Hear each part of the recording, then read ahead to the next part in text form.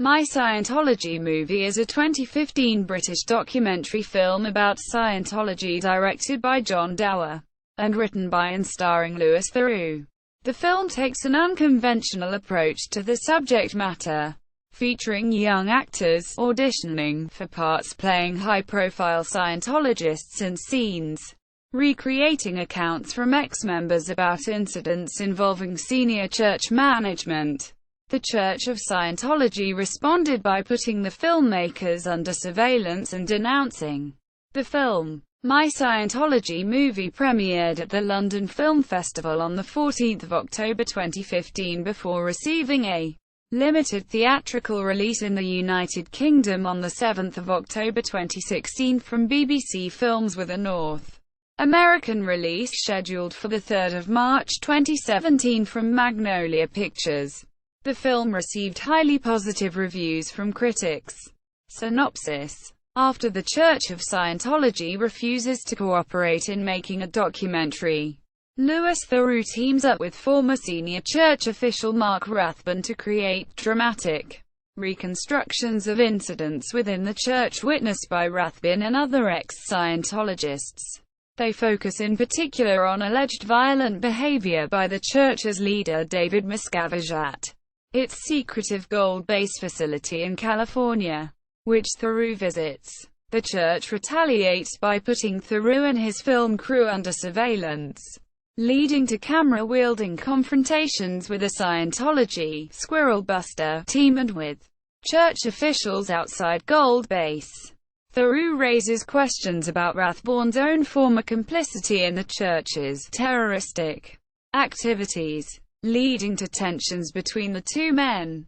Development: Theroux had long sought to make a documentary about the Church of Scientology from the inside, but was repeatedly refused by church officials. In 2011, his producer, Simon Chin, suggested making a 90-minute feature about Scientology. Together with director John Dower, they looked for ways to make a documentary, working title Stairway to Heaven. Louis Theroux and the Church of Scientology, without access to its subjects. They wanted to avoid formulae that had been used by previous filmmakers, such as interviews with ex-members intercut with archive footage and reenactments, or an "in search of" approach documenting the fruitless quest to gain access. They eventually hit upon the idea of negative access, illustrating the church by provoking a reaction from it, as Tim Roby of the Daily Telegraph puts it, contrasting it with the more methodical Going Clear by Alex Gibney, where Gibney circled the movement right from its beginnings, seeking to analyze its methods and impugn its motives. Theroux just gets right in there and jabs it in the ribs. That imperturbable mask of irony driving its partisans even more bananas than usual. Quote, Theroux and his team sought to take inspiration from the show business trappings of Scientology itself. With the help of various actors, they recreated alleged events in the church's Gold Base and its punishment facility. The reenactments were guided by the recollections of ex-members who helped to direct the scenes, which were filmed on soundstages in Hollywood. According to Theroux, this was simply a visual way of bringing people's memories to life.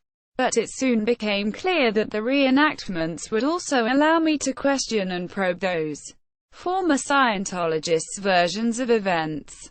In conjunction with the former senior Scientology official Mark Rathbun, who is now one of the church's most prominent critics, he held auditions for about 30 young actors to play parts depicting church leader David Miscavige and its most famous member, Tom Cruise. In the process, the documentary became a film about me trying to make the reenactments.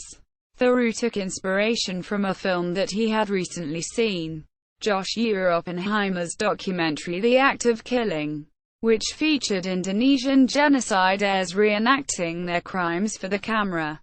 The church's reaction was predicted by Theroux. They have a habit of tailing, filming, questioning and investigating those who do stories on them, and within a couple of months of the start of filming. The filmmakers found themselves under constant surveillance. The church mounted a campaign of harassment against the filmmakers which drew all kinds of stalkerish emissaries and cranks out of the woodwork. Not one of them doing much to reassure us that Scientology is in fact cuddly, socially progressive and misunderstood. They found themselves pursued in broad daylight by mysterious cars with tinted windows. Occasionally they had face-to-face confrontations with camera-toting pursuers which they filmed in turn, so that half the film consists of cameras pointing at other cameras, like an absurdist gunfight at dawn, with neither side willing to holster. They also received numerous letters from Scientology lawyers. Theroux found this behavior very strange. They are behaving in a way that is so obviously pathological. You would think they would realize that other people would see that and think this is a religion of lunatics. Quote, reception. The film was praised by the Daily Telegraph reviewer Tim Roby as a goody Python-esque delight.